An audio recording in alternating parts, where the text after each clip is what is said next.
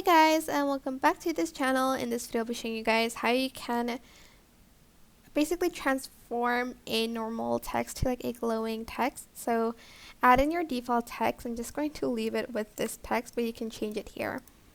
Also, I'm just going to change the font as well. Then I am going to I'm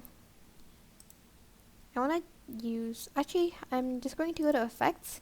Let's go to the nightclub one, and I want to add in a neon outline to the text, like so. You can adjust the strength as well here. I don't want it to be too much, so maybe like at 5. Then I'm going to go to lens, and I'm going to add in an edge glow on top of that. And actually I want to change the color, so let's go to adjustments. Go to filters and add in a black and white filter. And I'm going to put it below the edge glow. And then after that I'm going to add in a color. I'm just going to choose this blue one.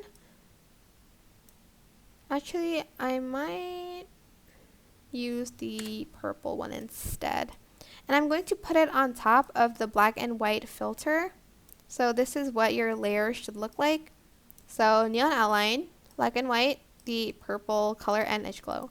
Now this one, let's choose the linear burn one. Sorry. Or the color burn. It is totally up to you which one you want to choose. And then I'm just going to adjust the glow as well. You can also add in, I don't really know where it is. I think it's in light. You can also add in the angel one on top of that to make it glow a little bit more, but you can just adjust the strength to that. Select everything, right click, and create compound clip. And actually don't do that, but you can, but it's going to make it like this instead of the one I showed you. If you like this one better, you can create it into a compound clip, but you can add in a video underneath that, like this one. Oh, but I think because of the overlay of this one, you can't really do that.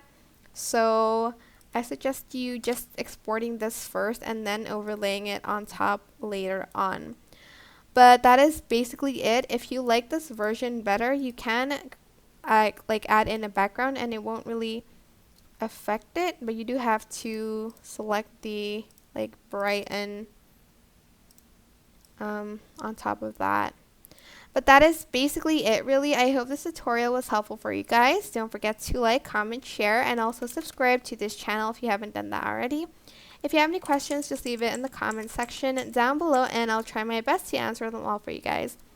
And if you found this video helpful, please click the thanks button above the description box down below. Thank you so much for watching. Bye!